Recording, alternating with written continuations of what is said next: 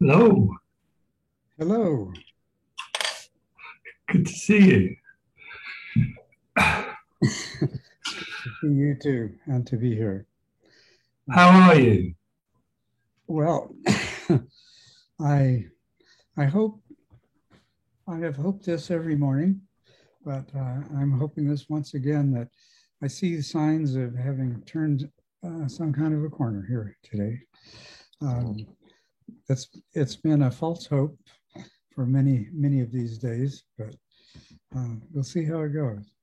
That's fantastic. And how's your sleep now? Well, it's been variable but improving. And last night I had sleep I've had in a couple of months now. I would call it a normal deep sleep.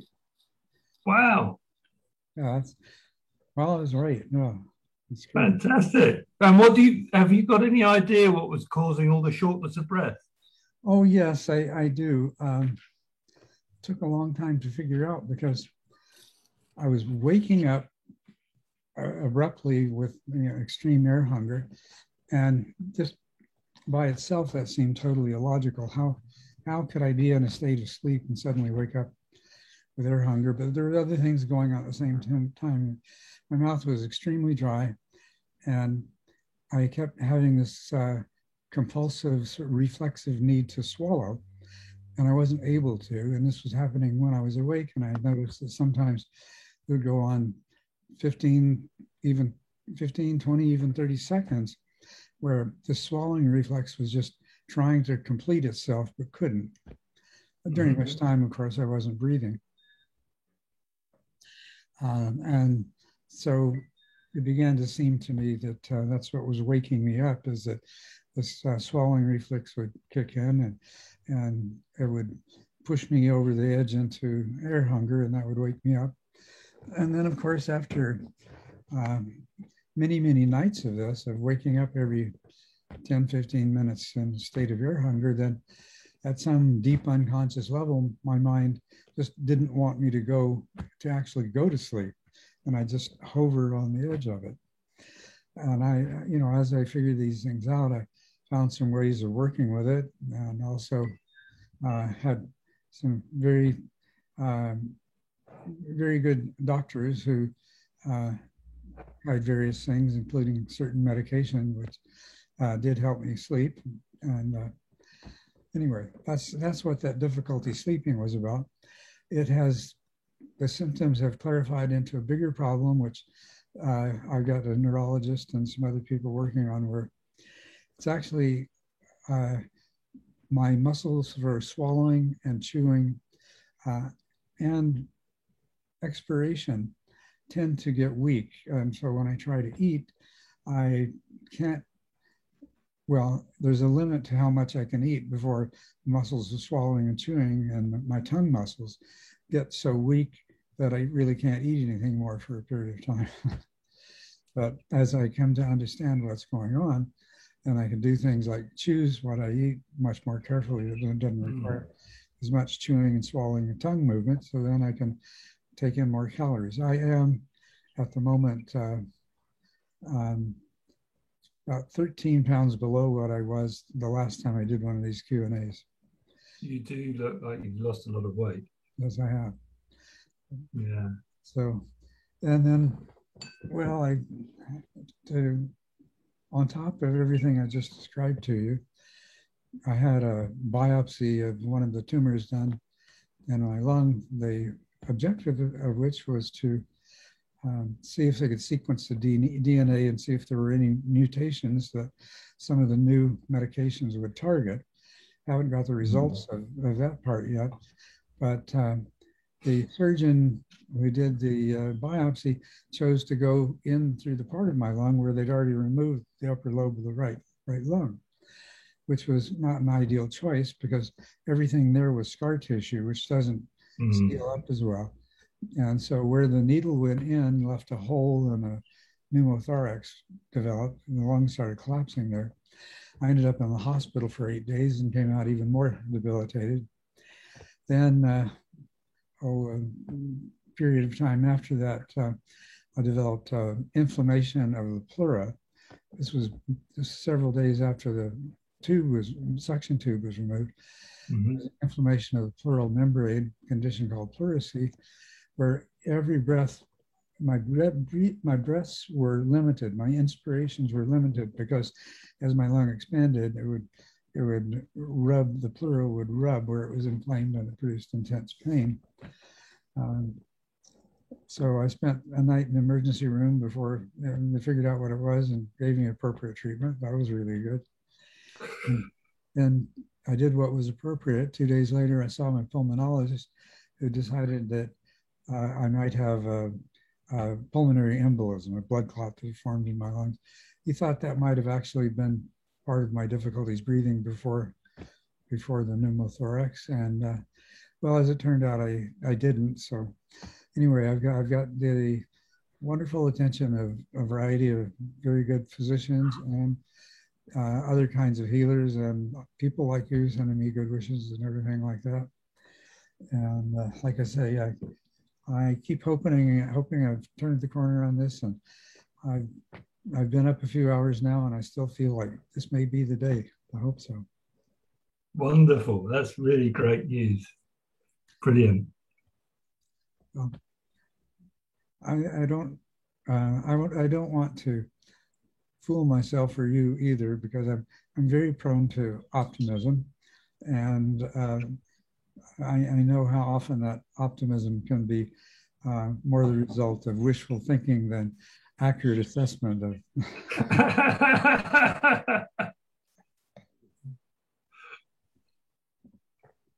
That's one of my personality characteristics that has served me very well, but has also far too often misled me to push myself more than I should.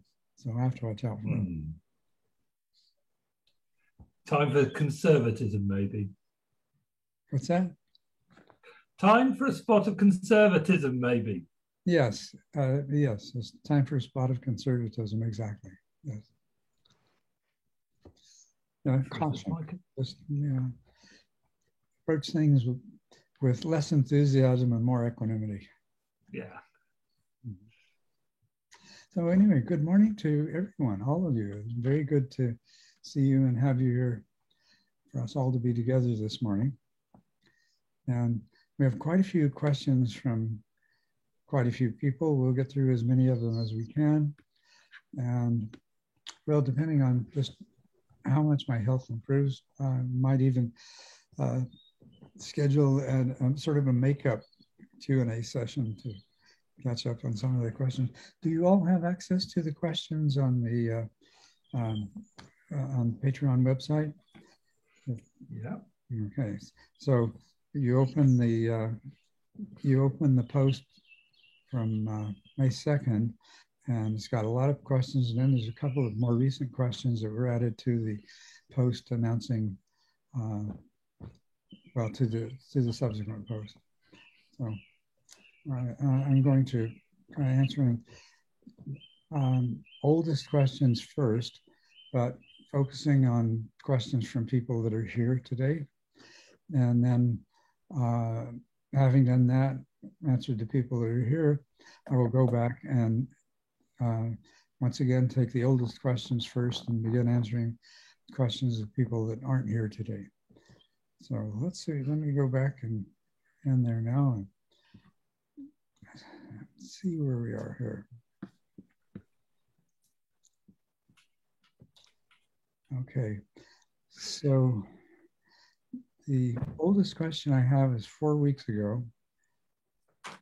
And Stephen Jenkins, now I'm going to go back and see if Stephen, it seems you're here. Yeah. Yes, I'm here. Wonderful, okay.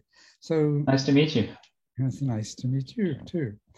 Have the rest of you found Stephen's question and the other questions I'm referring to on page 1 page? Victoria is shaking her head. Anyway, for any of you that haven't, you go to the Patreon homepage and you see the announcement. Let me see. The announcement is Sunday the 2nd postponed. That's the announcement we're looking at. It's not the one that precedes that is May 2nd meetup postponed. And that's not the one we're looking at right now. It's the next one after that. Chuladasa May Q&A number 1, Sunday the 2nd postponed. Do you find that? I'm looking. Okay. Let's see. No, wrong one.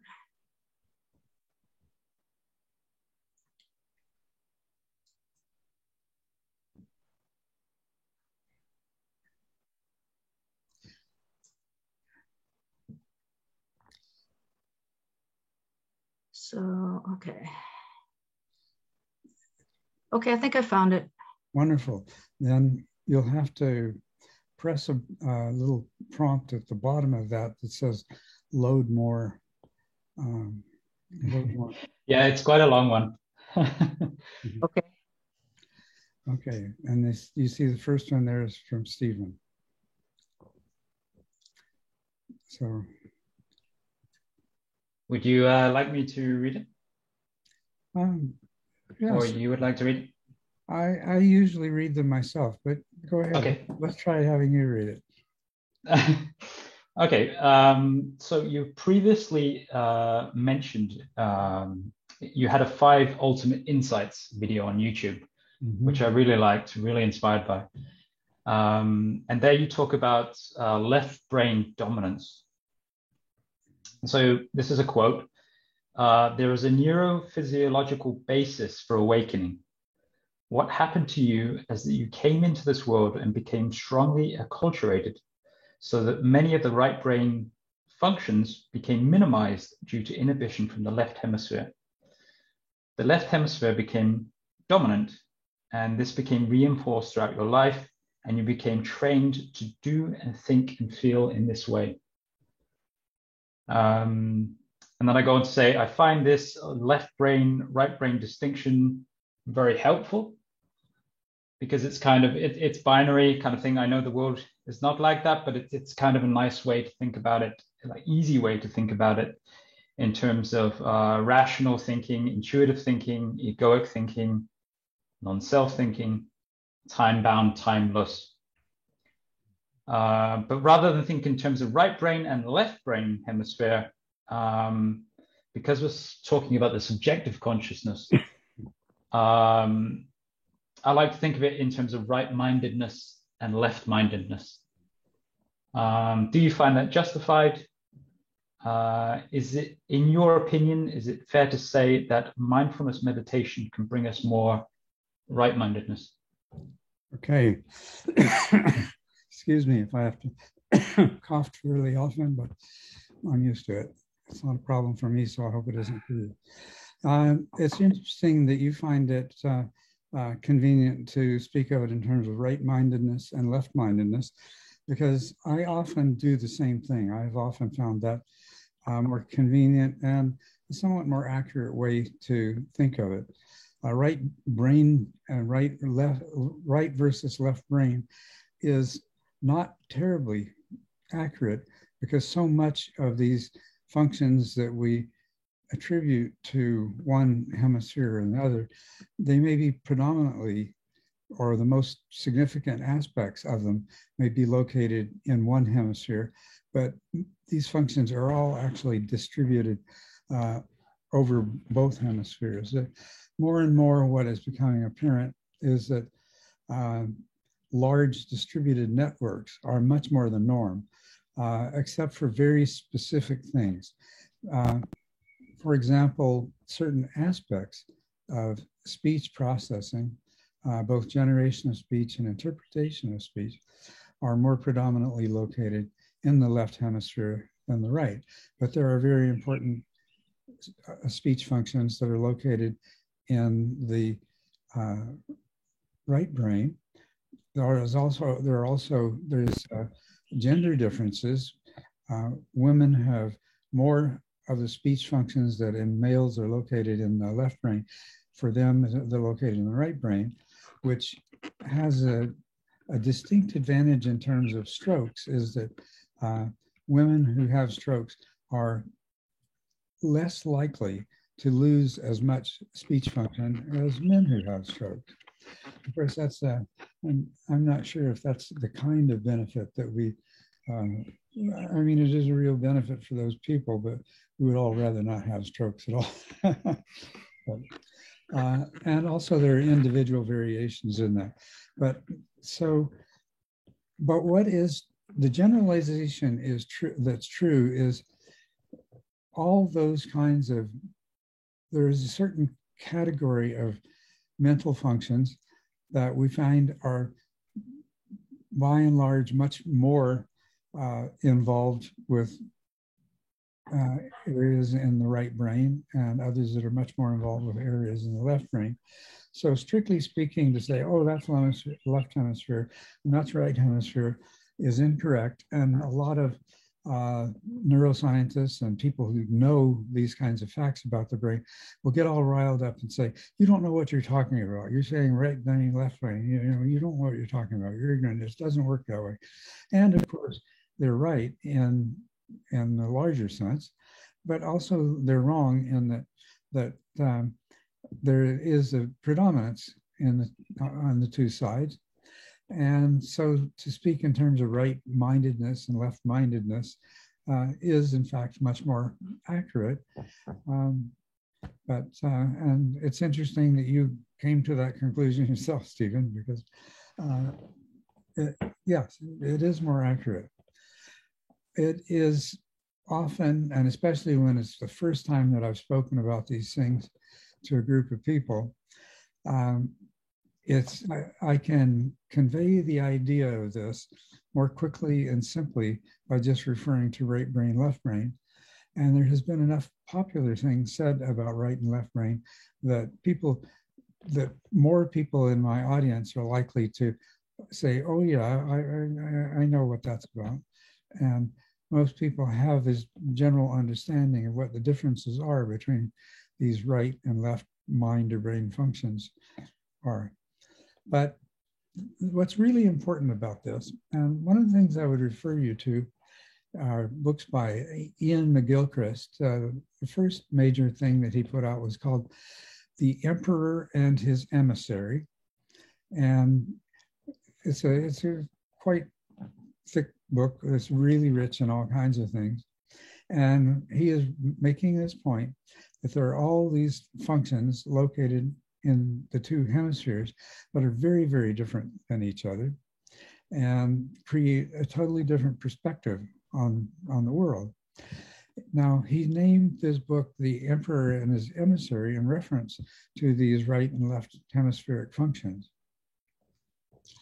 The emperor refers to the right hemisphere and its global holistic way of viewing things and of treating and responding to things.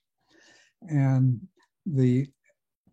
what the metaphor is a tale of an emperor who was a great, very effective emperor, very beloved, very effective. And because of this, his empire grew, not through conquest, but just because he was a much more effective, provided much more effective guidance for his people and for his nation, and was the ability to make it work more successfully. At one point, his domain became so large that he had to train and appoint an emissary to handle a lot of things, and he just couldn't supervise the entire domain as it grew larger and larger. As the metaphor continues, the emissary begins to want to take control himself, take control away from the emperor and establish his own domain within that. And the emissary corresponds to these left brain functions. Now, I'll just switch from the emissary and just leave you with that being a wonderful introduction to this. You may not want to read a 2.5-inch thick book by a scientist, but Ian McGilchrist has gone back and he's written some shorter, simpler versions of this, some more succinct and to the point versions of this.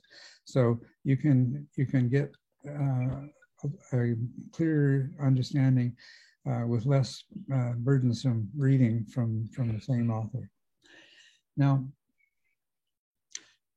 evolutionarily,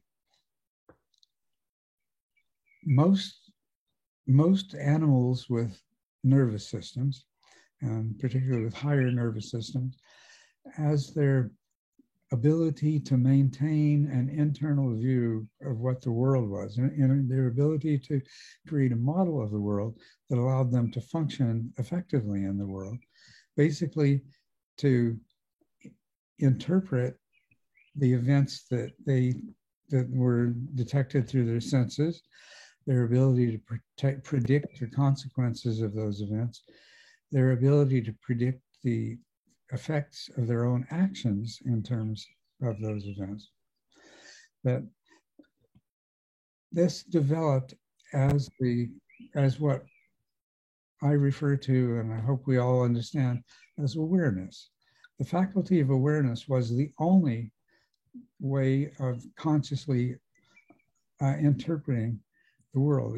Our worldview was a worldview of awareness. Much, much more recently, they're developed in a small part of the left hemisphere, and also it incorporated certain parts of the right hemisphere. Another kind of circuitry in the brain that was able to take some small part of the content of the field of conscious awareness and focus in on it and analyze it, break it down, deconstruct it, and reconstruct it in a way that the right brain function that had served animals for millions of years couldn't. And this was a fantastic tool, especially in humans who, for completely different reasons, had adopted an upright posture, which made their hands available to work with objects. They developed opposable thumbs, and they developed this part of their brain of attention, which allowed them to do to manipulate the world and do all kinds of things that their predecessors didn't have the capacity for. Okay, that was so effective that, and this is a very interesting thing, the brain itself began to change differently as well. Part of having an upright posture means that the human brain is only partially formed in the uterus. And a large part of its organization and development takes place after birth, because if it took place before birth, then too many human brains would be too damaged as a result of the birth process, or the infants would even die. So as a part of this whole evolutionary process of upright posture, bigger brains serve the possibilities that upright posture and hands and opposable thumbs afforded them. Created a situation where human brains are largely organized and formed after birth. So what happens also is, if you think about it, we are the most socialized and likewise the most dependent species there ever has been on the face of this earth. And we learn what the world is and how it works as infants from our caregivers and our peers and the other humans that surround us. And these are all people that during their childhoods, they also learn things from other humans, especially the adult caregivers in their lives. And remember, their brains are still only partly formed, and most of the last stages of formation of their brains happens after birth. So the brain, a child, an infant, and a young child's brain, certainly up to at least age 5, 6, 7, Here, I'll just throw in a pitch for pre-K education. But anyway,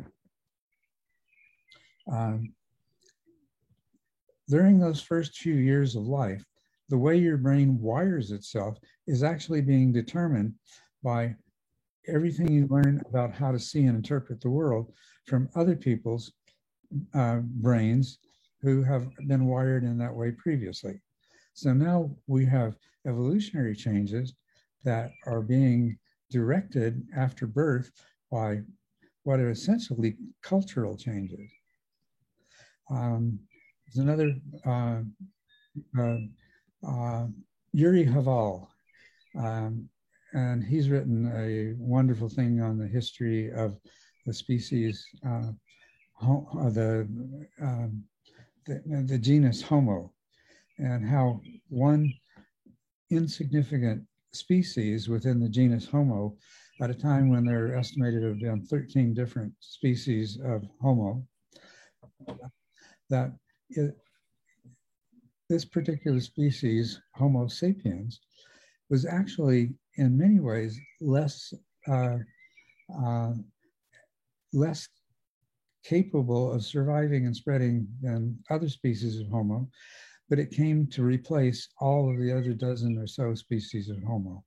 So Homo sapiens came to, we basically assimilated or bred out of existence the other species of Homo, Neanderthals and so forth. So if we look at modern Homo sapiens brain, there is the corpus callosum that connects the two hemispheres together. Most of the corpus callosum consists of inhibitory fibers passing from the left brain to the right brain. That's a lot of what gets formed in those first few years that makes us modern Homo. Not determined by genetics, but the possibility of this is created by the genetics that creates this circuitry that is predominantly draws on left hemispheric properties to be attention dominant, to approach every situation in terms of what does this situation mean for me? Is it good, bad, etc.? What if it's bad for me, what can I do about it? If it's good for me, how can I take advantage of it? Basically, it's called affordances in certain disciplines. Every modern Homo sapiens, in every new situation, approaches that situation from the point of view of what can I do about this situation, either to take advantage of it or to protect myself from it. And then the next stage of affordance is how can I use this situation to my benefit? How can I manipulate objects or people or animals or whatever it is makes up the situation? How can I manipulate the situation to my advantage? Build tools, obtain power, etc. This is what makes us so powerful and so successful as a species, and of course, what has allowed us to do great harm to each other and to the planet. So this is really what all this left brain, right brain stuff is about. And it's also what attention and awareness is about. And to clarify something that I didn't make clear enough in The Mind Illuminated, I presented it too much as though, well, here you have one way of knowing the world that is that we call awareness, that is holistic and so forth. And then we have this other way of knowing the world, which is based in attention and more left brain and more analytical and deconstructive and synthetic. But the truth is, they're not side by side. One lies within the other and is a limited case within the other. Or you have your conscious experience of the world is your field of conscious awareness. This other part, attention, operates within that domain and brings the ability to focus on to move around within that domain, focus on any particular aspect within that domain of awareness and analyze it and deconstruct it and so on and so forth. this is so powerful, and the wiring of the brain to support that is so significant that that before someone encounters what we might call spiritual practice and things like that, we only approach the world from this attention-dominated perspective.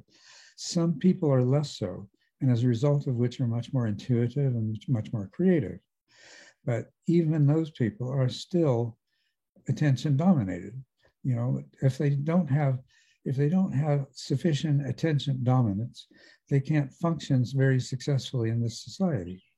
And they become outliers with all kinds of limitations and psychological problems. They become outsiders. You know that.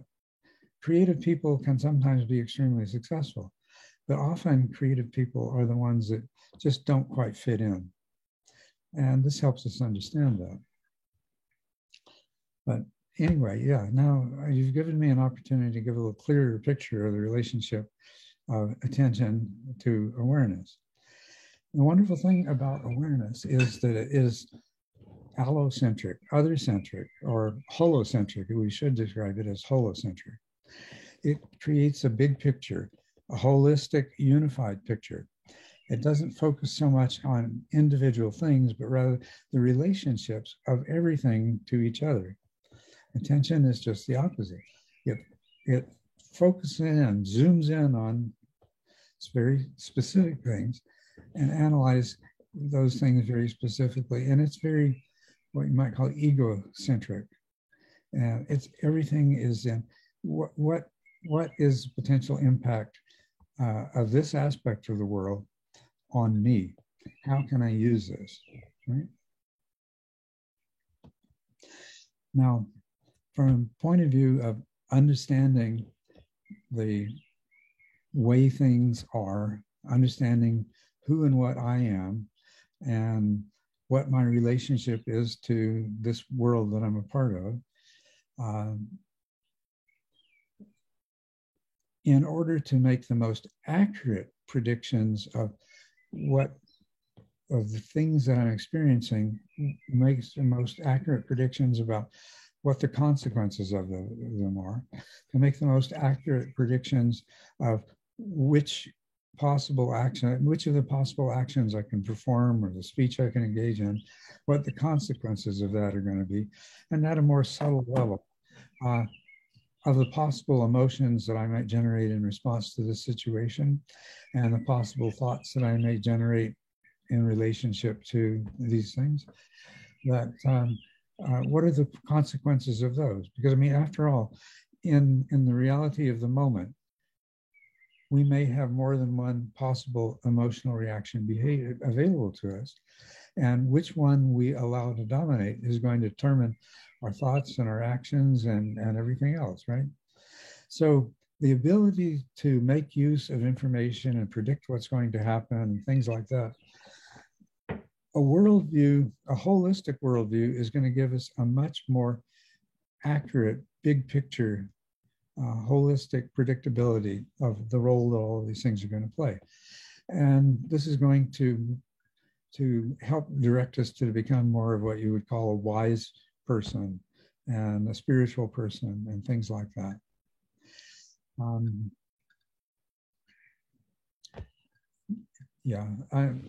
Also, the most important thing in this is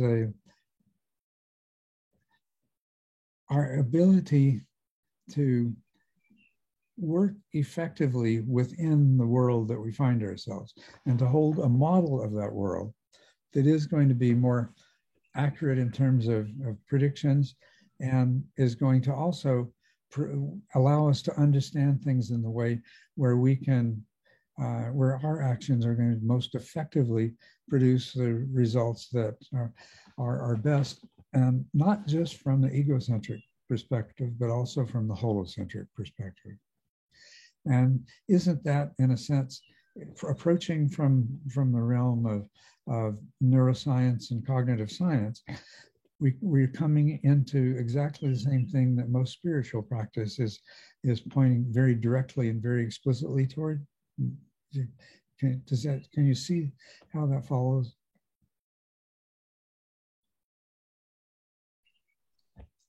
That's really great. Yeah. Okay. Yeah.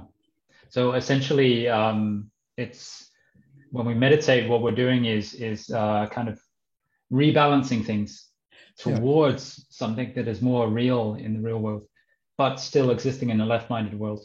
That's right. So it's kind of the balance between those two.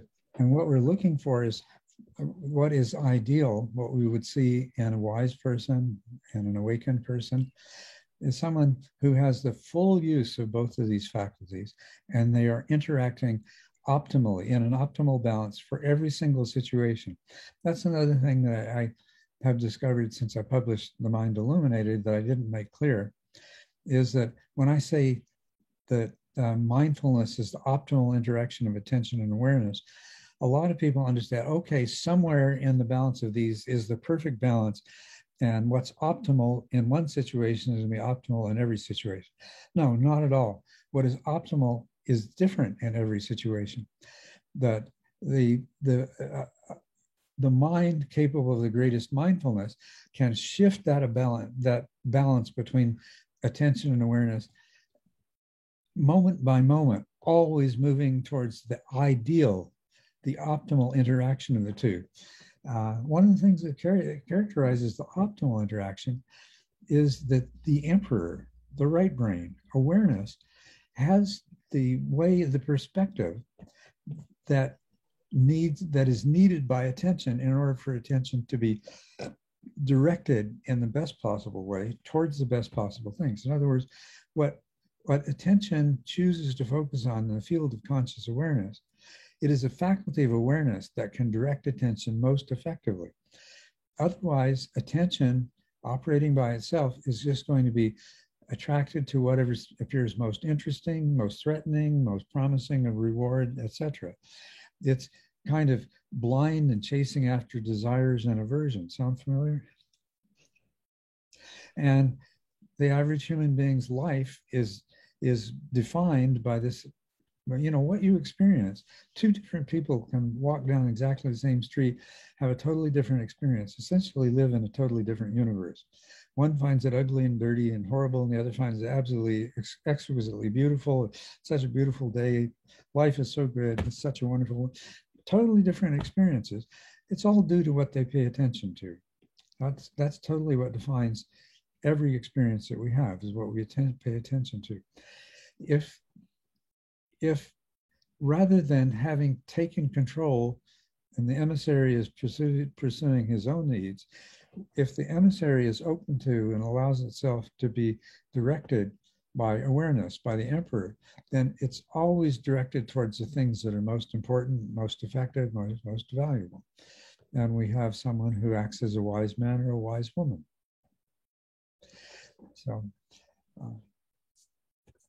So in terms of mindfulness, part of your question, Stephen, had to do with mindfulness.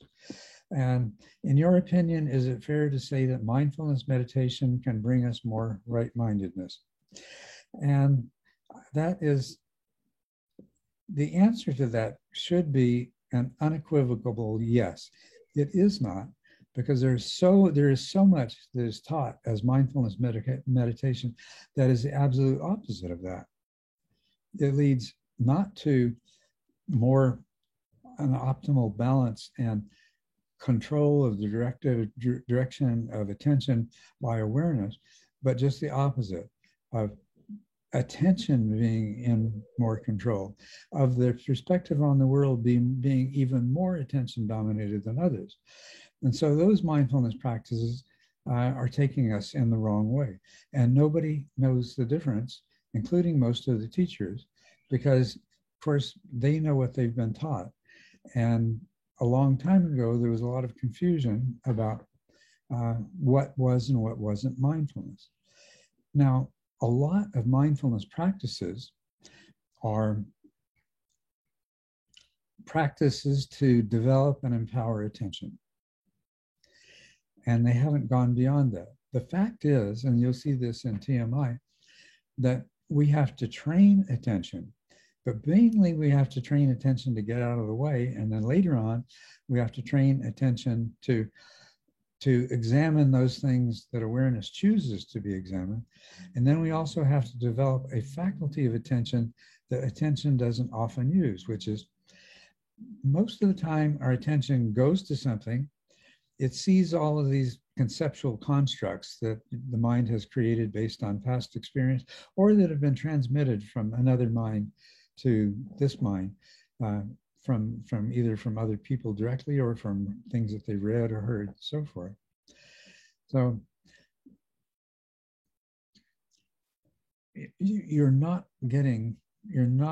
those mindfulness practices are not taking you in the place where you want them to, where you increase, you expand awareness, you empower awareness. Awareness becomes much more clearer, and awareness begins to take control. Now, what you're doing with the mind illuminated is, first of all, you're just training attention to, hey, go over there and watch the breath. Just stay in the corner and get out of the way.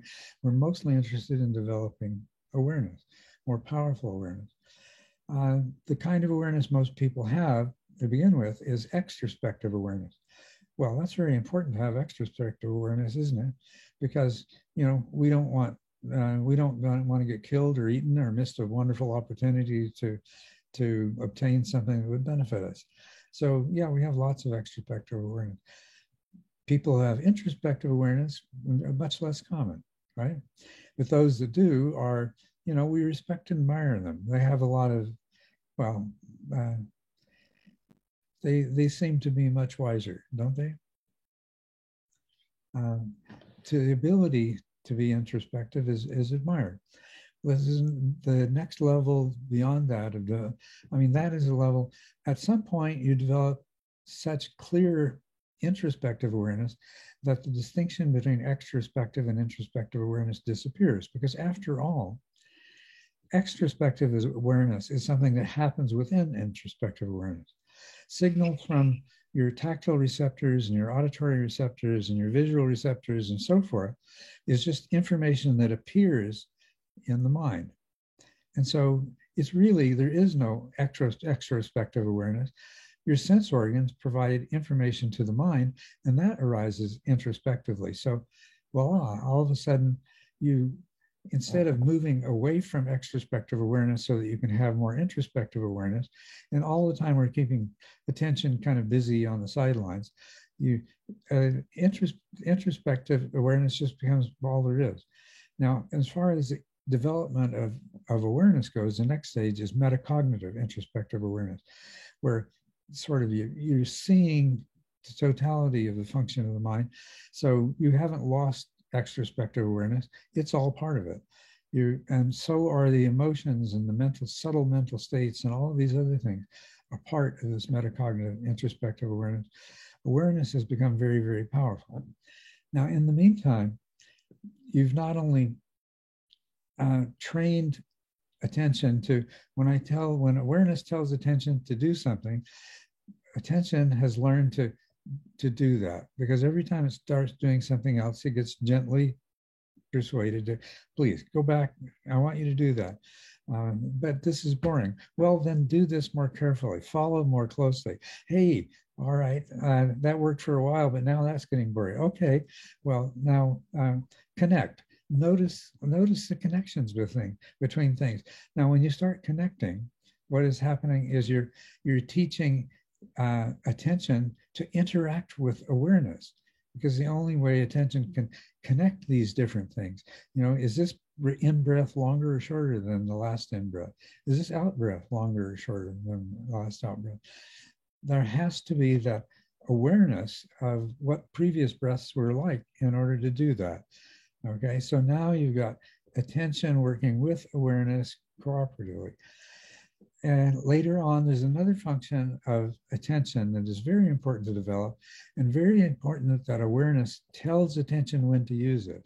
This is called vipassana. Passana means to see, and we means through or into or beyond.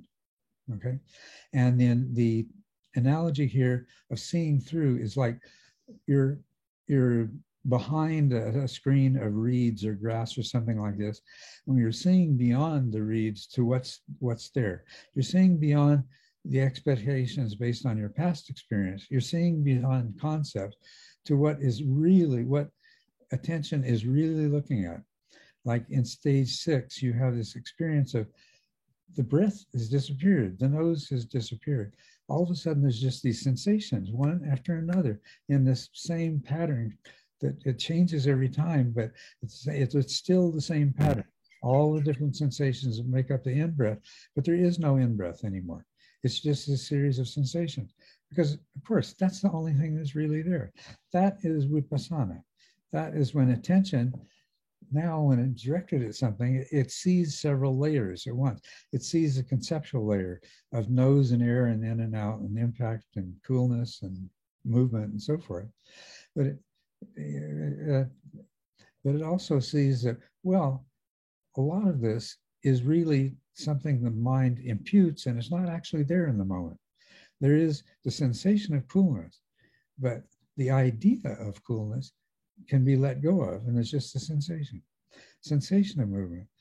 There is the interpretation of movement as being in or out, but that's the in or outness is not actually in the experience of the moment. It's something that is layered onto it based on cumulative experience. So vipassana is a function of attention. And so anything that interprets mindfulness as attention and interprets mindfulness as vipassana is going to reinforce the ability to attention to operate independently. And it's going to minimize the ability of attention to allow itself to be directed by awareness, unless we've had all of these experiences repeated over time of doing specific practices, like hey, attention. Remember we were talking about a stage 8 practice. Hey, attention, what I want you to do is to apply this special capability of vipassana you have, and your ability to hit very deeply into every thing that you land on. I want you to look at all the links of dependent origination that are involved in a perception of whatever it is you're perceiving in the moment. Now, this is where attention as an independent faculty begins to be excited by what happens if it allows itself to be directed by awareness. It's like, oh my gosh, I can see and understand clearly all kinds of things that I didn't even know were there before. And it's awareness that can direct me towards those presence of those things. So you develop awareness and attention, the capacities of awareness and attention in tandem with each other, each helping the other one to develop and to learn to interact cooperatively to a greater and greater degree. And it is through this process that insight and awakening arise. And if I remember correctly, there's another question that we come to that addresses this more. And I've already, I think, gone beyond what you originally asked, Stephen. Would you not say so? So grateful. That's fantastic. Thank you very much. Well, you're welcome. Let's see.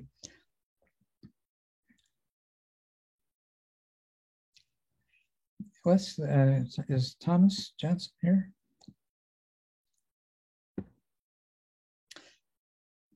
Seems not. Okay.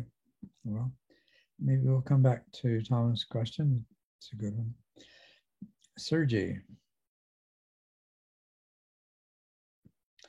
No. Kim. Yes, I'm here. Oh, great. Okay, Kim. You say, well, do you want to read it or do you want me to? You can just read it. Meditation and mindfulness have helped me improve my behavior and increased my day-to-day well-being enormously. But I have a few questions regarding handling clarifications, the handling of emotional material as described in the book, during meditation and the mindful review of daily events. Question 1, isn't the underlying mechanism of these two essentially the same? Bringing mindful awareness to what's happening and learning to let go because it only causes suffering to hold on to it. Well, these two, the underlying mechanisms of these two are yes, they're very similar, but there are still different aspects of it here that we could say more about. We're bringing, when we say we're bringing mindful awareness to it, what we're really bringing to it is the ability to examine carefully with attention the big picture that any of these events are part of, and guided and directed by awareness. And then the information obtained by attention is incorporated into this big picture view by awareness. So why do we benefit from mindful awareness? Why do we benefit from having, by using attention to explore the contents of awareness? The information obtained by the activities of attention and investigating what awareness directs it to, that information goes back to awareness and allows awareness to create a much superior big picture, because now it has a lot more data that on the smaller parts of the picture, and the ones that either needed greater clarification or were just seemed too vague to really incorporate in clearly. So let's see. In purifications, all kinds of purifications, those that are emotional reactions that are guiding your behaviors based on past traumas and past conditioning of the mind, and the way that kind of conditioning leads you to behave in your daily life. You keep repeating the same kind of behavior patterns over and over again, even though they don't produce a desired result, because somehow you don't put the consequences of repeating that same behavior properly into context. And so next time the same thing happens, you make the same mistakes. So I'll just take it back to you. Can you see how they're the same, but you see how there's a difference in the situations? One is a little bit more general, and the other is actually tapping into why are these general consistencies always driving your life into the same directions and into the same problems? You know, why do you keep making the same mistake over and over again? So can everybody see that? Can you see that, Kim? Can everybody else? I mean, ultimately, yes. Yeah, go ahead. I was just saying yes, I can see that. And I had also experienced that. Yeah. So ultimately, what we can say all of this is pointing towards is we have these two incredible faculties. And instead of having one take over and run the show and inhibit and dominate and push to the side the other, there's almost nothing that we can ever do or experience that won't be improved by there being an ongoing, continuous interaction, optimal interaction of attention and awareness. This is one of the essences of awakened behavior, and the essence of how we come to have insight into, you know, who and what we really are, who and what this world is that we really live in, and what our relationship is to it. And of course, as a result of this insight, as the insight accumulates, then we have this new perspective on the world. Every new situation we walk into, we see from this awakened perspective. We don't have to go through the steps of examining it and reinvestigating it, because with every day and every experience that goes by, we are developing a new model of ourselves in the world and the interaction between the two that serves us better on every occasion. Now, this is a very important aspect of this. Some of you may be familiar with this, but any logical process has to be based on certain assumptions that that logical process can't prove, that it can't know the validity or lack thereof. In other words, there are certain assumptions. When we do find ourselves in a new situation and we open our eyes and open our ears, we're going to interpret every aspect of that experience based on a certain set of assumptions that are not subject to evaluation and validations. They're just assumed to be true. This is true of everyone. Now, if any of those assumptions is not valid, then the result of logical processing is going to be likewise not valid. That's the principle in computers of garbage in, garbage out. You may have a perfectly valuable and legitimate program, but if you feed garbage data into it based on false assumptions,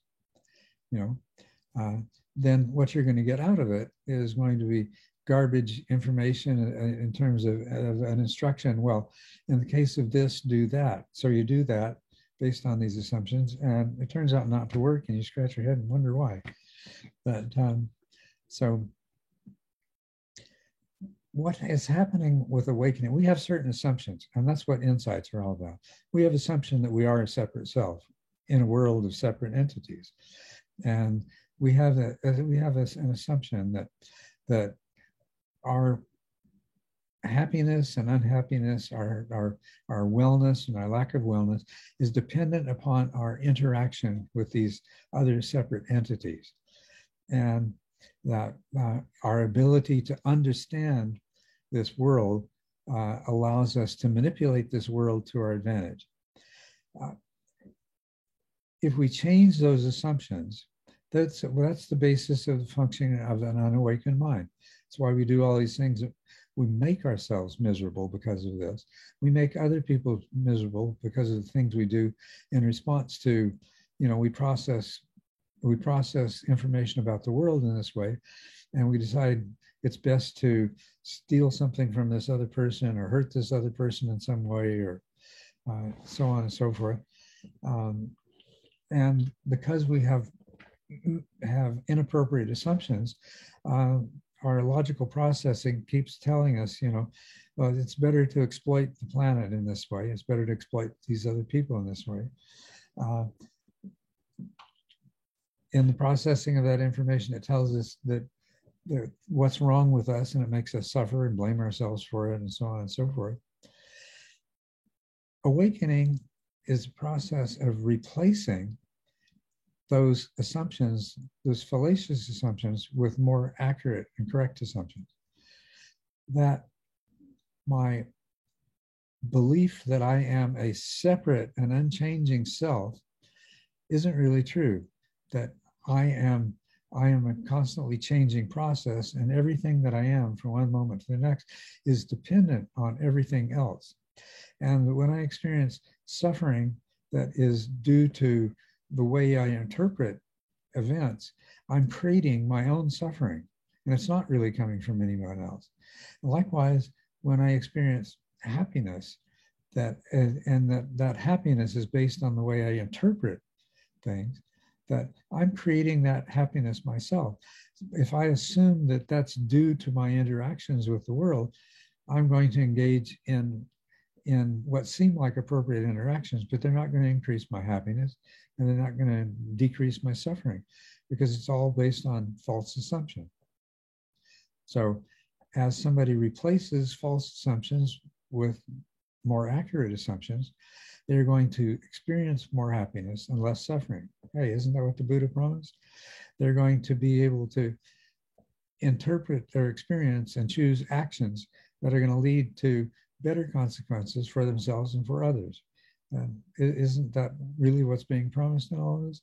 So that's what awakening is. It's replacing those assumptions that don't work with different ones that do work.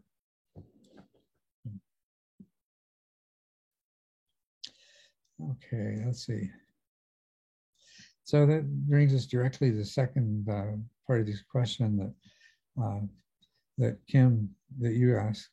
I have an unusually strong habit of comparing myself to others, which can at times be compulsive. I have only had the chance to address this issue during mindful review. It has not come up much during meditation. No strong emotions anyway, just occasional thoughts and memories. Should I just keep noticing in daily life when it's triggered how the behavior makes me suffer, and over time I'll naturally stop doing it? Well, yes, basically the more that you take in more accurate data, and that more accurate data is, hey, if I keep doing the same thing over and over again, it's going to produce the same results every time, and those aren't the results that I want. And then there's kind of a moment of understanding of, wow, yeah, of course, if I keep hitting myself in the foot with a hammer, it's going to keep on hurting. And you begin to realize that, well, there's something wrong with that. I need to do something different. Comparing yourself with others is a really good example of that. How much of the storytelling that we cause our own suffering with is that, these people are happy and I'm not because there's this thing wrong with me. I'm bad in this way. I'm flawed in this way, right? And underlying that is, why do I keep making the same mistakes? Well, if you can get into it deeply enough, it's like, well, because I keep interpreting them. I keep thinking this is some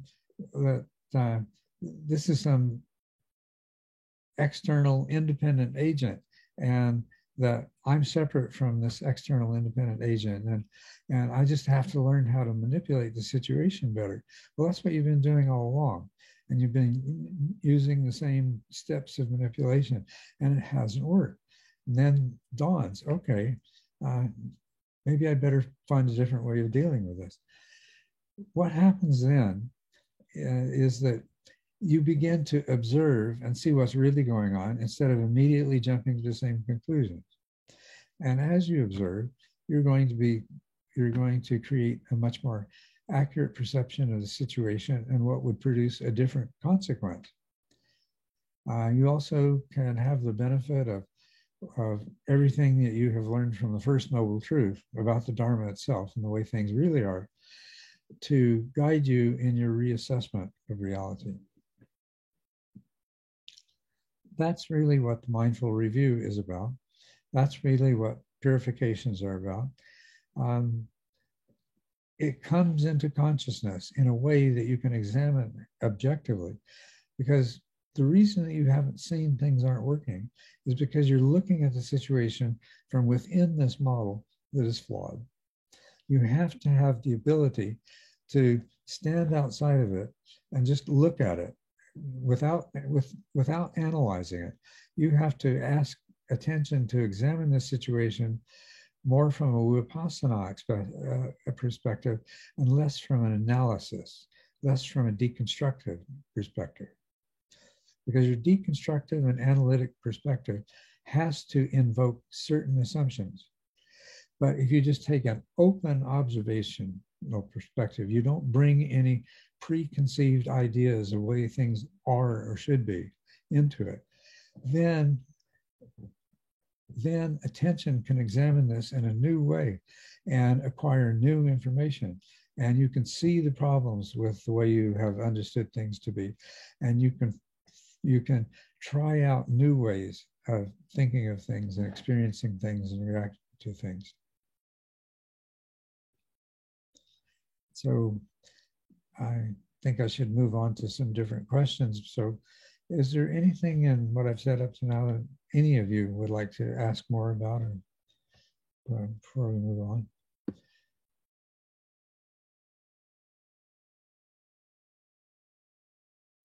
Okay, well, let's see what we've got next on the agenda. Ignacio, I think is not here, but Robert is.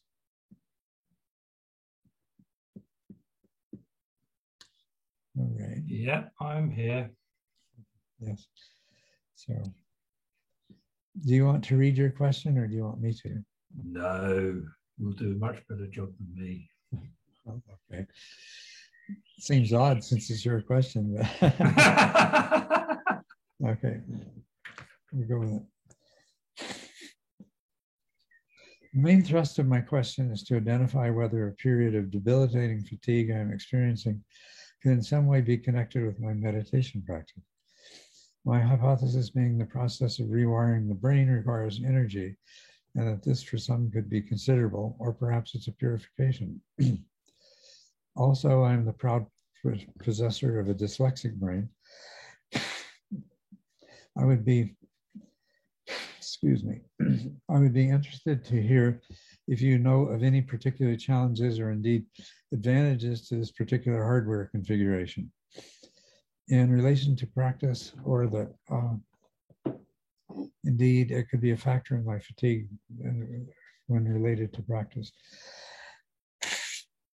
Well, not being particularly more dyslexic than the average person, a lot of what I have to say about this is going to be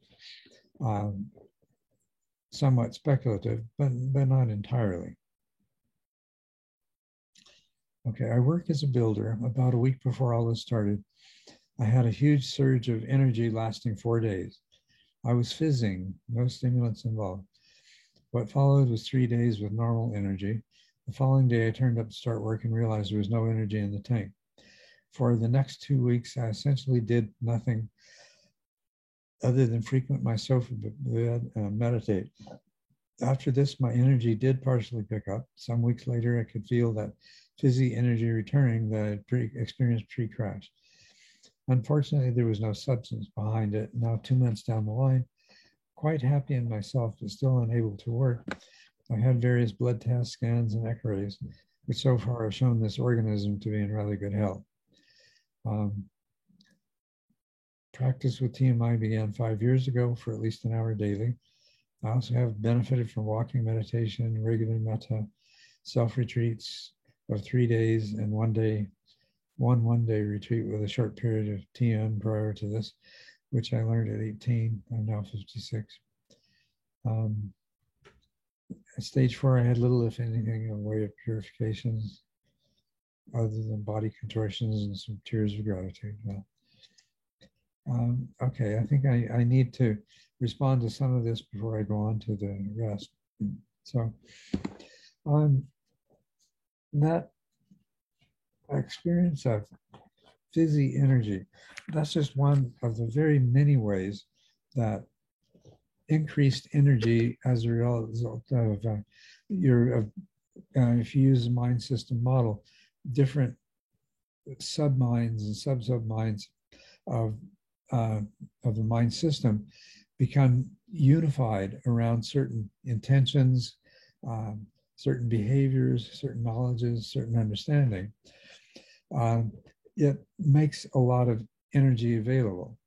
And initially, that energy can be tiring. It can be disturbing. It can seem to interfere with things. And what you really need to do is cultivate the ability to allow that energy to be there in a way that doesn't interfere too much with the rest of your normal mental activity, and especially with things like performing your job, doing, which any of us can easily see how, that is an unfortunate effect. And that's what we need to have some tools to work with. Well, the most powerful thing that I've learned to work with that, and let's put it this way, you have to cultivate the ability that as much as possible to allow that to go on, but to go on more in the background and less in the foreground. And that's going to be difficult because you're going to want to take it with attention. Now, if you have reached a point in your practice, and here's it just as a developmental process, which is what I'm describing in TMI. Most often, there isn't this degree of unification before you've also developed the ability to determine what things are in the foreground and what things are in the background. But it sometimes doesn't happen in that way, and you don't have that ability to allow something to go on in the background. And so there's going to be this tendency of attention wanting to focus on it in an inappropriate way. An appropriate way is just, it's there. And when attention goes to it, it just allows it to be there and observes, but it doesn't try to analyze, doesn't try to do anything with it. But the experience, see if this matches your experience. You can't seem to do that. When it moves into the foreground, you can't just kind of allow it to be there, but at the same time, go to your work or the other things that are more appropriate to the moment. Allow it to be there, but not engage with it in the sense of being a doer, being the investigator, being the observer of it. Yeah, this energy I had was, you know, aside from meditation, it was just there 24/7. Mm-hmm. I was, you know, I could have run for 20 miles, you know, I just couldn't get rid of it. It was too much. Like taking a very strong stimulant almost. Yes, right. And taking a very strong stimulant, the effect that it has, you can't stop the stimulant from accelerating certain processes, metabolic processes and brain processes and things like that. If you take an amphetamine or a nootropic like modafinil or something like that, it's going to exert that effect, and there's no way you can stop it, right? And if it keeps happening, you're going to end up in a state of exhaustion because right? You can't take an amphetamine every day without eventually it disturbs your whole neurochemistry and your energy biochemistry, and you begin to pay the price of that.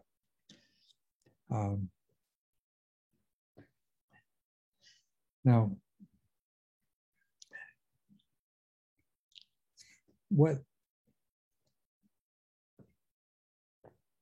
you already have the instructions, but you're going to need to apply those instructions in a way that your mind is not quite ready. It hasn't quite learned how to do that as when the energy is so strong and when the attractiveness of the energy is so strong. Part of it is that you did benefit at first from this extra energy.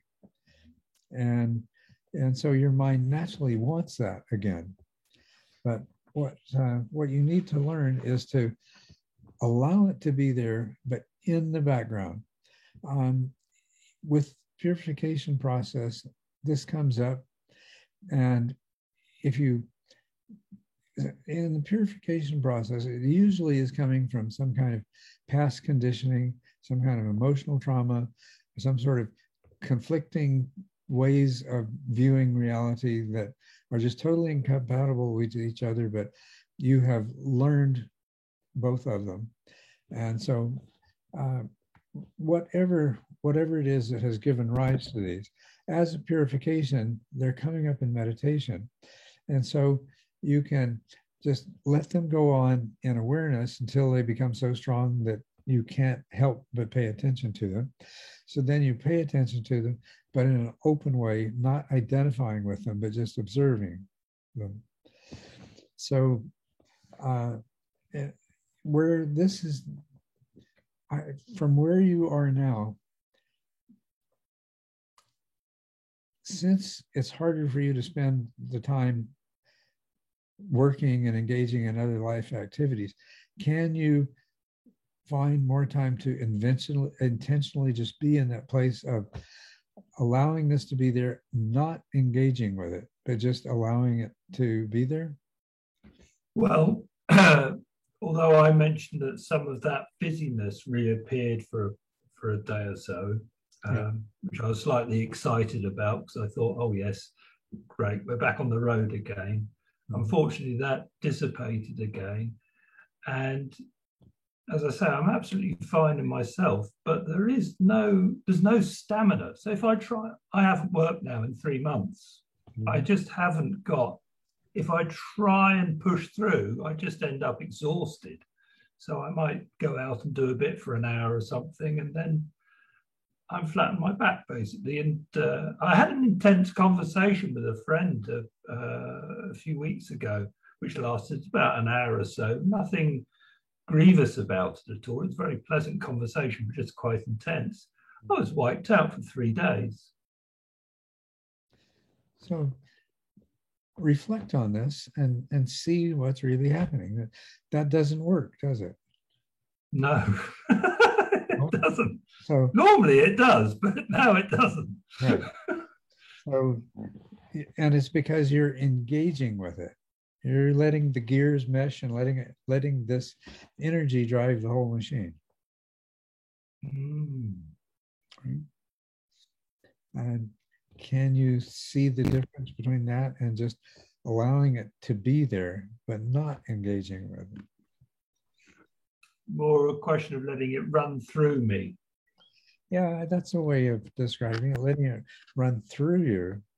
And sure, it's still going to be somewhat tiring, but not in the same way. As a matter of fact, you'll come to a place where it just goes through you and you're left with the benefit of the energy that's passed through you, but without the cost, because you haven't let it engage the gears and drive the other part of the machinery that just doesn't have the capacity yet to be run at that level. So it's almost as if I'm saving energy and putting it in the bank for a better day. For a day in which you're capable of withdrawing that energy and using it effectively. It is very beneficial, but you're not quite ready yet to run that high octane fuel. You need to. Great way of putting it. It's like running a nitro fuel instead of ordinary gasoline. If your engine's not ready for it, you're just going to burn it up. Yeah. So once you get the hang of letting it run in the background, but not engaging with it, not letting it drive the rest of the machinery that's not yet ready to be driven, it'll get a lot easier to do. And the other thing is to be open to when you are ready to use it too, so you don't form some kind of rigid habit of, I never, but rather if you have that sense of, well, maybe this is a good time to let it to engage with it just a little bit, and if it doesn't seem appropriate, I guess I'll get up and I'll go do something very different so that I can disengage again. So just to generalize this, what you find both in the dealing with purifications and dealing with really strong PT when it comes up is that if it begins to overwhelm you and take control, you have to find a way to disengage. You have to get up and do something different. You have to remove yourself from the situation where it can take you over in that way. In the case of purifications, that taking over is often being emotionally overwhelmed. When it comes to PT, there's energetic bodily sensations and involuntary movements and things like that, that unless you can just allow them to be there in the background, they can end up being exhausting and very disturbing and things like that. So in both cases, I find the easiest way to think of it, and whether or not this turns out to be accurately from a physical and chemical point of view, but it's a lot of free energy is becoming available in your system. And if it can't be appropriately channeled and to be effective, that free energy is going to do more harm than good. At the same time, it's really good that this free energy is becoming available. So it's not at all a bad thing.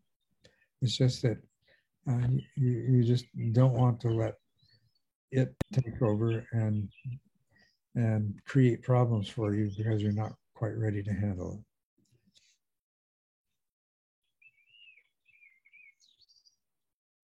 I hope that helps, and feel free to get in touch with me, and we'll see if we can find things that are the more specific things that'll be more useful to you. Okay. Thank you. I want to go back to the rest of your question and see if there's some other things that we can address. That you began 5 years ago, benefited from. Yeah, we looked at that. At stage 4, you had little in the way of purifications, and what you had was more along the lines of PT than the usual purifications at stage 4. And that's very consistent with what you're describing now.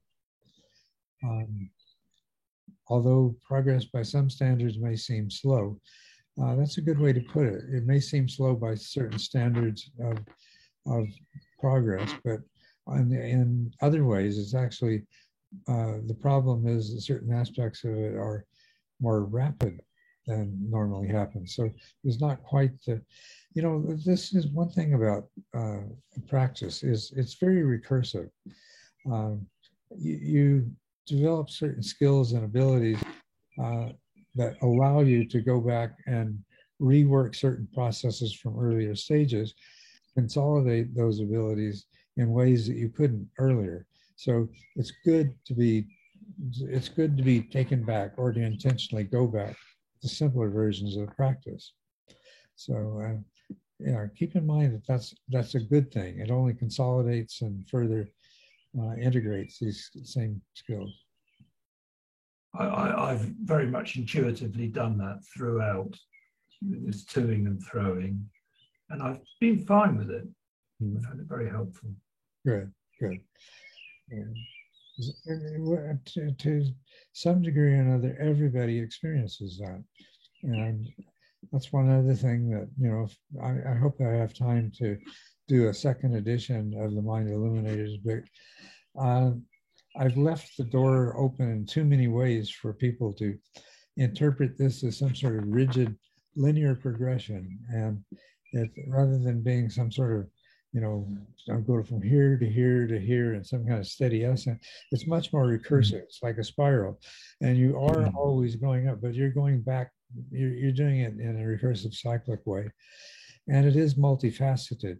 So, so sometimes you're going a lot further back and cycling a lot further back. People get surprised. I've been practicing at stage 6, 7, and now all of a sudden I find myself back at 3, 4. But if that happens, it's because it needs to happen. And so it's perfectly all right. Yeah. Okay.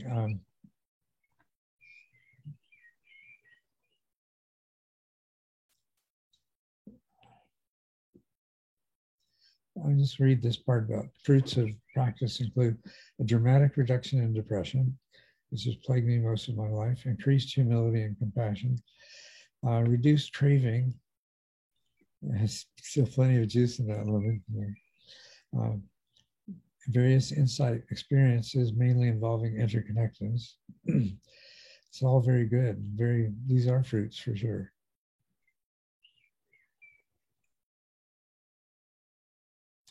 Enhanced appreciation of nature, yes.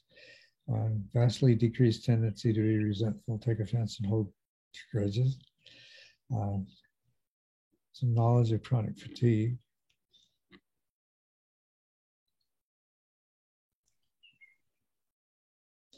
Well, what is really evident in this, Rob, is that not only are you experiencing some of the meditation effects that are appropriate to more advanced stages, but you're also experiencing some of the fruits of that. And some of those fruits, I think you can recognize as being what is described as having certain insights, which you have recognized as largely being in the nature of interconnectedness. But yes, these insight experiences will become more explicit and at the same time become more thoroughly based in experience and spontaneously present as you go on.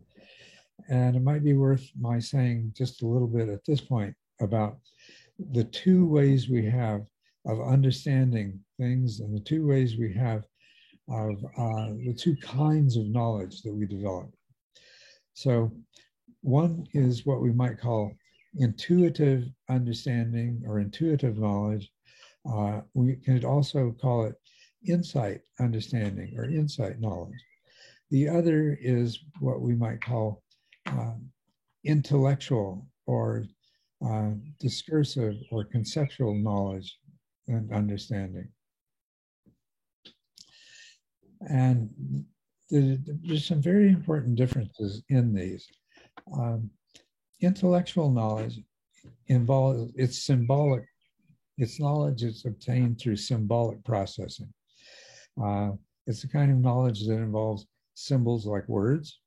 A lot of philosophizing and things like that is that kind of thinking about something and coming to linear logical conclusions of concept, of things that are really very abstracted from concrete experience. And another example of that, of course, would be math. And a lot of scientific thinking and writing is of that kind, and manipulation of concepts, of symbols, physics, chemistry, biology, all kinds of different sciences. But the one thing about science is it also involves this other kind of knowledge that I like to refer to as intuitive or insight knowledge. Intuitive or insight knowledge is based on experience, cumulative experience with the emergence of patterns, not an analysis of things, not converting everything into symbols, which can be lined up and say, well, these two are similar and these two and these are different, and so on and so forth. But there's just an accumulation of experiences. This actually happens in the part of your mind that generates that worldview of awareness. And there is a recognition of all of these experiences that have certain things in common, pattern-wise, and that gels together into, that's the way things are. So it's very experiential based. And one of the difference between something that is based on manipulation of abstractions and something that is based on experiences is that one is immediately available during new experience. The other one is totally not available during experience. You have to step out of the experience, go into that whole domain of abstractions to say, oh yes, this applies to that, right?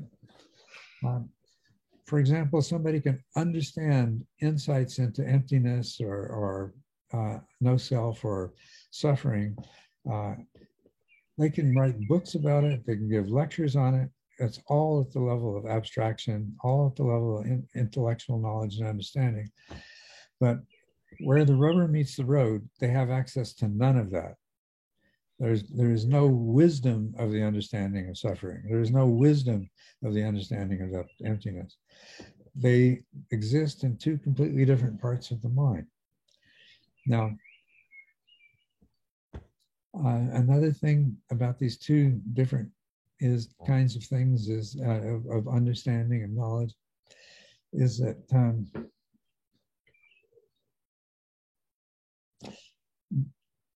to have true insight or intuitive knowledge, there has to be some recognition of how you were seeing things inappropriately before.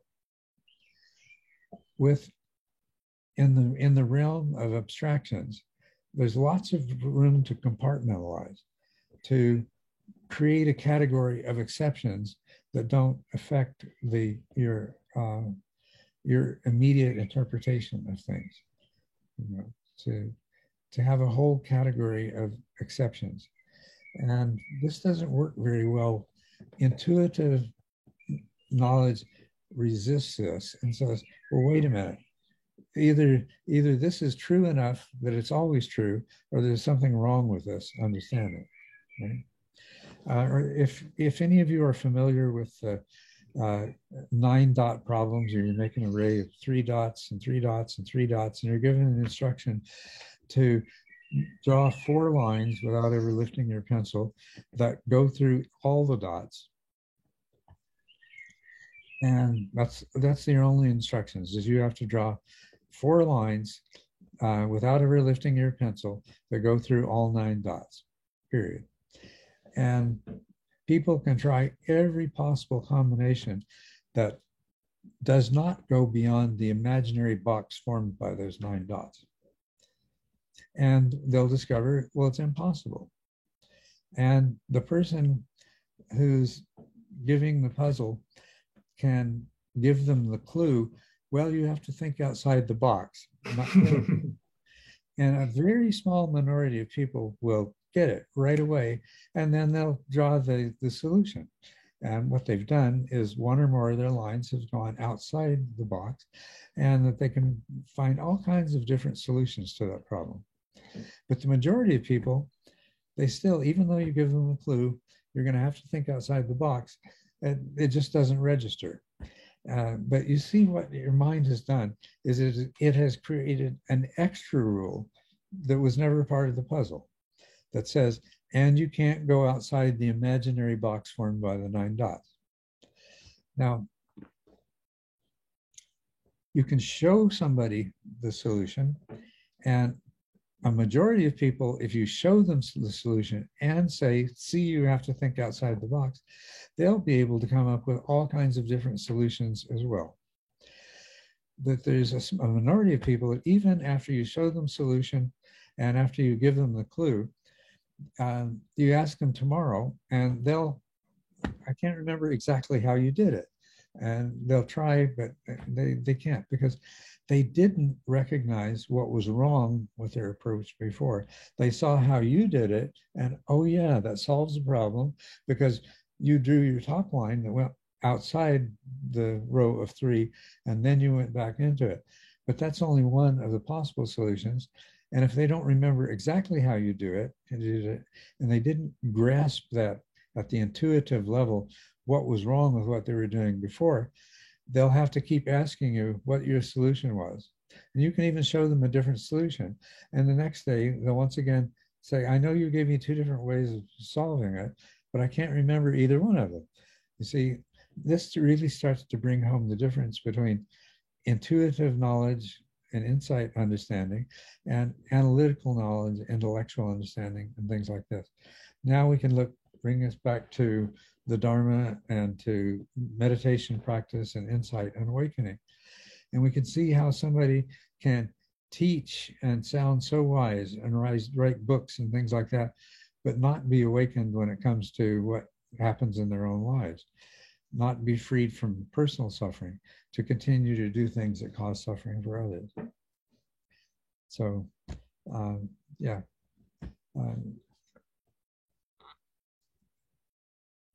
Yeah, to me, that was just, I needed to throw that in to kind of, to fill in the rest of the picture of everything else I talked about. So there's a whole lot of questions I didn't answer. I think I'm definitely going to have to find a way to schedule a catch-up session for to get more of these questions from everybody.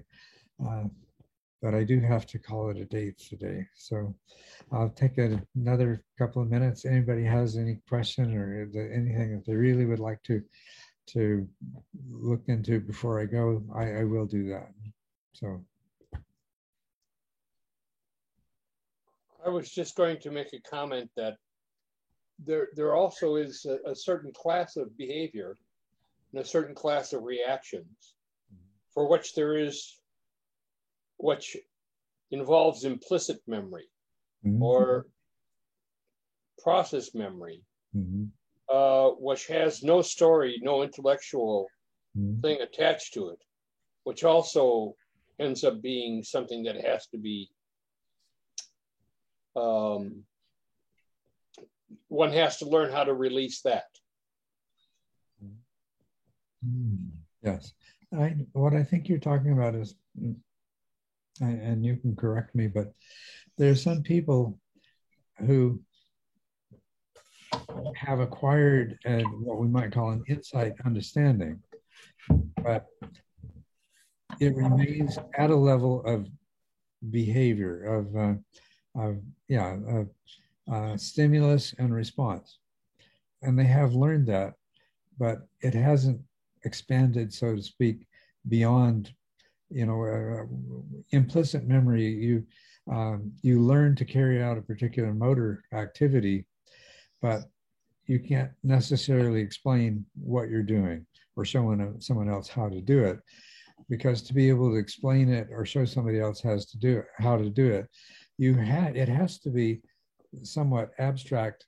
It has to be made into, if it's not for you're doing it, has to be at the level of implicit memory, and it has to be at the level of an intuitive understanding.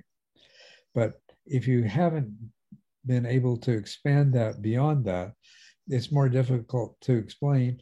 It's even more difficult for you to invoke in a situation that, it still involves the same 9 dots and not going outside and being able to go outside the box, but it somehow involves something that's different enough that you don't recognize it's the same. It ends up being 3 giraffes and 3 monkeys and 3 fish instead of dots, and so you don't recognize it as the same. So is that the kind of thing you're talking about? Well, actually, I was talking about implicit behaviors, which are mostly emotionally charged behaviors.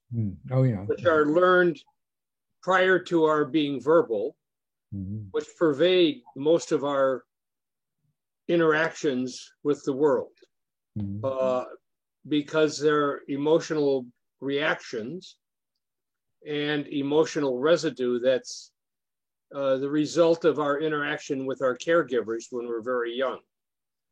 And so they can appear as behavior that just occurs from some unknown, like when somebody's trigger's pushed. Yes, right. When you have your button pushed, when for some reason you blow up, for some reason, you go off the handle. I got you. And habitual things that we do, or that at least that I do, that I've caught, and I didn't understand that there was a motivation behind this habitual reaction that was always driving me. And it's not an intellectual thing. That's what at least has come up for insight with me. Well, if I think I know exactly what you mean. This is the sort of thing that, especially a good clue to it is, you said, can happen before you've acquired language and that kind of thought. And this is something everyone has to some degree, but for some, it's a much bigger problem than others. Yeah, we do learn all kinds of behaviors. Most of us are raised by very inexperienced parents. They're amateurs. Often those inexperienced parents also have deep-seated psychological problems of their own, which are going to be passed along to their children, not just parents, but other caregivers, other adults in a child's life. Another example of this would be, it's not just pre-verbal, it's sexual molestation and things like that happen before a person, before any kind of understanding of sexuality has developed. And so we see it a lot with people who have experienced some sort of problem involving sex when they were too young to really understand anything about it. But then as they got older, they incorporated a whole lot of personal responsibility that didn't belong there, and that sort of thing. And things like in my own case, I developed very deeply ingrained patterns of conflict avoidance because of my early childhood experience. Well, actually extended from birth to when I was about 14. The other thing is an inability to create appropriate boundaries. And so the only boundaries I created were internal protective ones. And I had no ability to create and sustain. And, you know, I practiced for 50 years and there was a lot of insight and everything else, but I didn't even recognize these were ways that I had learned to behave pre-verbally, and they were so deeply embedded. You know, as an adult, I had more than enough opportunities for people to talk about, talked with me about conflict avoidance and about lack of ability to form and sustain boundaries. But at the same time that these adult conversations were happening, I was completely blind to the fact that I was engaging. I had developed all kinds of coping strategies to work around my tendency for conflict avoidance and inability to form personal boundaries. I didn't know, I could not see these things. I didn't know they were there. After practicing intensely and experiencing a lot of insight and awakening, they were still invisible to me until I began to be confronted by the results of that and asked and talking to other people about it, knowledgeable people that right away said, hey, you know, your whole problem is that you found other ways of coping rather than forming normal, healthy boundaries. What do you mean? No, you got it all wrong. No, they were absolutely right. They were absolutely right. Likewise with conflict avoidance. But I think that's what you're talking about, is it not?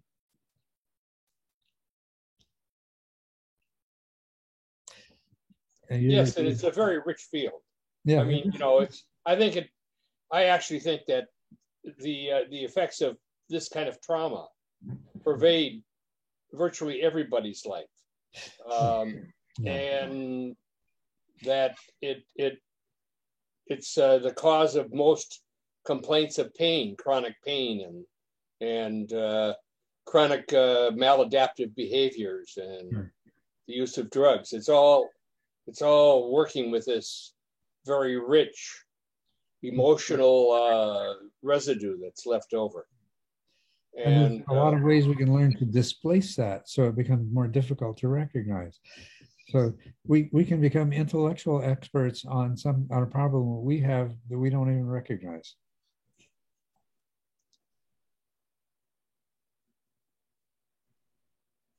Many things that we don't understand. Mm-hmm. Yeah. At least that I don't understand. Yeah, right. Yeah.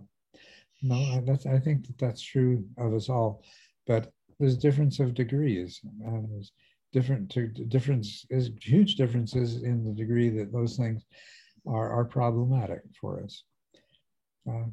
One thing is if we go off and live in a monastery or a cave, we'll probably never encounter any problems that are directly related to those kinds of behavioral patterns, because those are highly interpersonal kinds of things. And if we make ourselves into hermits, even relatively speaking, then we spare ever having to deal with those things. Yeah. Well, thank you for bringing that up because, yeah, once again, that helps to complete the picture even more. There's a lot of people that think that insight and awakening is going to cure absolutely every problem, but it doesn't. If you've had a limb cut off, it won't grow back. You know, if you have some chronic disease process, it's not going to disappear. And if you have some deep-seated psychological or emotional process, just simply gaining insight and awakening isn't necessarily going to make that obvious and bring it to the surface, especially if you don't have any way to get a handle on it and you learned all of these other ways to, all of these workarounds, so you never have to confront it or recognize it for what it is. The trouble with these workarounds is that they can be so effective that nobody else can understand what's really going on either. So.